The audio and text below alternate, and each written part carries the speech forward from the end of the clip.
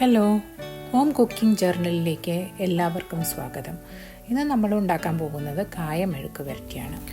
ഇതിനു വേണ്ടി 4 പൊണ്ണങ്കായ എടുത്തിട്ടുണ്ട്. പിന്നെ 1.5 സ്പൂൺ മുളക് പൊടി, 1/2 സ്പൂൺ മഞ്ഞൾപ്പൊടി, 3-4 ഉണക്കമുളക്, 1 സവാള, ഒരു 4 ചെറിയ ഉള്ളി, 2 വെളുത്തുള്ളി എടുത്തിട്ടുണ്ട്. ഇനി കായയുടെ തൊലി ചെത്തിക്കളഞ്ഞ് ചെറിയ ചെറിയ കഷ്ണങ്ങളാക്കി മുറിച്ച് വയ്ക്കാം. അങ്ങനെ എല്ലാ കായയും അതുപോലെ മുറിച്ച് വയ്ക്കാം. കായ കഷ്ണങ്ങൾ നല്ലപോലെ വെള്ളത്തിൽ കഴുകി പാത്രത്തിലെടുത്ത് കൊണ്ടുവന്ന് വെച്ച് അടുപ്പത്ത് വയ്ക്കുക. എന്നിട്ട് സ്റ്റൗ ഓണാക്കിയതിന് ശേഷം പാകത്തിന് വെള്ളം ഒഴിക്കുക. കായയുടെ മുകളിൽ നിൽക്കണ അത്ര വെള്ളം ഒഴിച്ചാൽ മതി. കാരണം ഇതിന് അല്ലെങ്കിൽ കൂടുതൽ ഒഴിച്ചാൽ വെന്ത് ഭയങ്കരമായിട്ട് കുഴഞ്ഞു പോകും.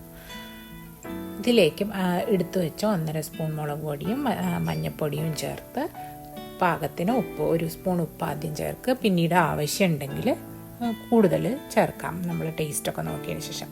എന്നിട്ട് അടച്ചു വെച്ച് കുറച്ച് നേരം നന്നായിട്ട് തിളയ്ക്കണ വരെ ചൂട് കൂട്ടി വെച്ച് വേവിക്കും. ഈ സമയം കൊണ്ട് നമുക്ക് വെളുത്തുള്ളി, ചെറിയ ഉള്ളി, ഉണക്കമുളക് ഇതെല്ലാം കൂടി എടുത്ത് മിക്സിയിൽ ചെറുതായിട്ടൊന്ന് ചതച്ച് കൊണ്ടുവരാം. അതേപോലെ തന്നെ എടുത്തു വെച്ച സവാളയും ഒന്ന് ചെറുതായിട്ട് നുറുക്കി വയ്ക്കാം. ഇതിപ്പോൾ നന്നായി തിളച്ചിട്ടുണ്ട്. അതുപോലെ തന്നെ കായ കഷ്ണങ്ങൾ വെന്തും തുടങ്ങിയിട്ടുണ്ട്. പക്ഷേ അതിൽ വെള്ളമുണ്ട്, അത് കുറച്ചും കൂടി വറ്റണം. അത് കാരണം തുറന്ന് വെച്ചിട്ട് നമുക്ക് വേവിക്കാം. ആ സമയം കൊണ്ട് അടുത്ത സ്റ്റൗവിൽ പാൻ വെച്ച് സവാളയും ചതച്ച് വെച്ച ഉള്ളിയും മുളകും കൂടി വഴറ്റിയെടുക്കാം. ഇതിന് എണ്ണ 2 സ്പൂൺ ഒഴിക്കുക. അതിലേക്ക് കടുകിടുക. കടുകിട്ട് പൊട്ടണ സമയത്ത് വേണം സവാള ചേർക്കാനായിട്ട്. പൊണ്ണങ്കായയ്ക്ക് പകരം നേന്ത്രക്കായ വെച്ചിട്ടും ഇതുപോലെ തന്നെ ഉണ്ടാക്കാം. പക്ഷേ നേന്ത്രക്കായ കുറച്ചും കൂടി ഇങ്ങനെ അത്ര സോഫ്റ്റ് ആയിട്ട് ഉണ്ടാവില്ല, വേവ് കുറച്ചും കൂടി കൂടുതലായിരിക്കും. സവാള ഇട്ടിട്ടുണ്ട്. അപ്പം നന്നായിട്ട് ഇളക്കി കൊടുക്കുക. ഒന്ന് ഗോൾഡൻ ബ്രൗൺ ആവണ വരെ ചെറുതായിട്ടൊന്ന് ഇടയ്ക്കിടയ്ക്ക് ഒന്ന് ഇളക്കി കൊടുക്കുക കേട്ടോ. സവാള പെട്ടെന്ന് വഴന്ന് കിട്ടാൻ വേണ്ടിയിട്ട് ഇപ്പോൾ നമുക്ക് അതിൻ്റെ കൂടെ 1 സ്പൂണ് ഉപ്പ് ചേർത്ത് കൊടുക്കാം. ചെറുതായിട്ടൊന്ന് നടു മാറ്റിയിട്ട് അതിൻ്റെ ഉള്ളിലേക്ക് ചതച്ച് വെച്ച മുളകും വെളുത്തുള്ളി എല്ലാം കൂടിയുള്ള ഇത് ചേർത്തിട്ട് അതിൻ്റെ പച്ച മണം മാറണ വരെ ഒന്ന് നന്നായിട്ട് ഇളക്കി മിക്സ് ചെയ്ത് കൊടുക്കാം. സവാള അവിടെ കിടന്ന് ഇങ്ങനെ നന്നായിട്ട് വഴണ്ടി വരട്ടെ കേട്ടോ. അപ്പോൾ നമുക്കിനി കായ എന്തായി എന്ന് നോക്കാം. അതാ കായ ഇളക്കി നോക്കുമ്പോൾ അത് വെന്തിട്ടുണ്ട് ഉണ്ടോ. അതിൻ്റെ അടിയിൽ വെള്ളവും കുറഞ്ഞിട്ടുണ്ട് കേട്ടോ. വെള്ളവും ഒരു വിധം വറ്റിയിട്ടുണ്ട്.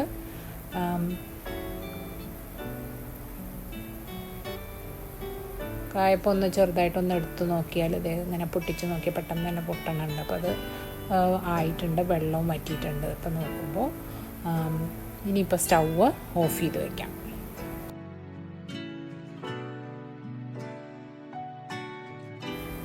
ഉള്ളി പച്ചമണമൊക്കെ മാറണവരെ, വെളുത്തുള്ളിയുടെ പച്ചമണം മാറണവരെ നന്നായിട്ട് ഒന്ന് ഇളക്കി കൊടുക്കുക. നന്നായിട്ടൊന്ന് വഴറ്റി എടുക്കണം.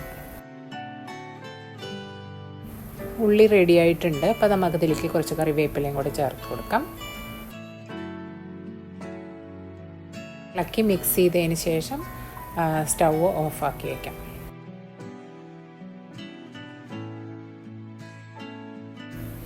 അപ്പോൾ തയ്യാറാക്കി വെച്ച സവാള ഈ കായയുടെ കൂടെ ചേർത്ത് നന്നായിട്ട് ഇളക്കി കൊടുക്കുക. നന്നായിട്ട് രണ്ടും കൂടി നന്നായിട്ടൊന്ന് യോജിച്ച് പോണ വരെ ഒന്ന് ചെറുതായിട്ട് ഇളക്കുക. വല്ലാതെ കുത്തി ഇളക്കണ്ട, കാരണം കായ വെന്തതായത് കാരണം വല്ലാണ്ട് കുഴഞ്ഞു പോകും. കായ നന്നായിട്ട് വെന്തിട്ടുണ്ട്. അപ്പോൾ ഇനി നമുക്ക് സ്റ്റൗ ഓഫ് ചെയ്ത് വയ്ക്കാം. ഉപ്പൊക്കെ നോക്കി നല്ല പാകത്തിന് ഉപ്പുണ്ട്.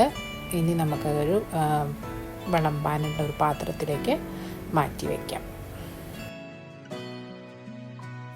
ഈ കായ മെഴുക്ക് പുരട്ടി അല്ലെങ്കിൽ കായ്ത്തോരൻ ചോറിൻ്റെ കൂടെ കഴിക്കാൻ വളരെ നല്ല ടേസ്റ്റാണ്. അതുകൊണ്ട് എല്ലാവരും ട്രൈ ചെയ്യുക. അതല്ലെങ്കിൽ ചിക്കൻ്റെ കൂടെയോ മീറ്റിൻ്റെ കൂടെയോ ഒക്കെ കഴിക്കാം. Thanks for watching.